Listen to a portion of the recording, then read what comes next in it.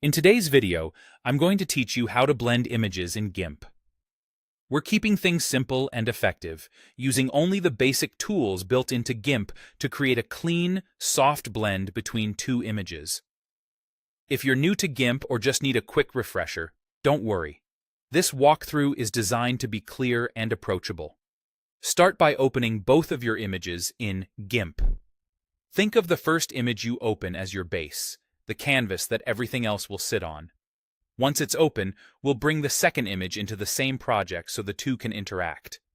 To do that, go to the File menu and choose Open as Layers, then select your second image.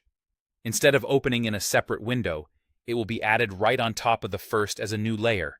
You'll see both images listed in the Layers panel, one above the other.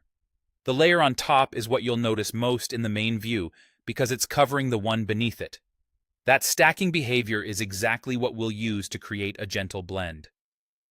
Layers in GIMP work a lot like sheets of glass. Make the top sheet more transparent, and you'll see more of what's underneath. Click to select the top layer in the Layers panel.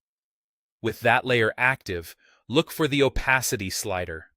This controls how solid or see-through the top image is. Slide the opacity to the left to reduce it gradually. As you do, you'll watch the lower image come into view, and the two will begin to merge visually. There's no single perfect number here. Treat it like a dimmer switch. Around 50% gives a balanced mix. Higher values favor the top image, and lower values let the bottom image dominate. Move the slider slowly and trust your eye until the result feels natural. What you're creating is a simple fade blend, ideal for double exposure looks, soft overlays, or combining a texture with a photo. This approach is great when you want a quick, clean result without getting into advanced tools. If the transition looks too abrupt, try tiny adjustments to the opacity rather than big jumps.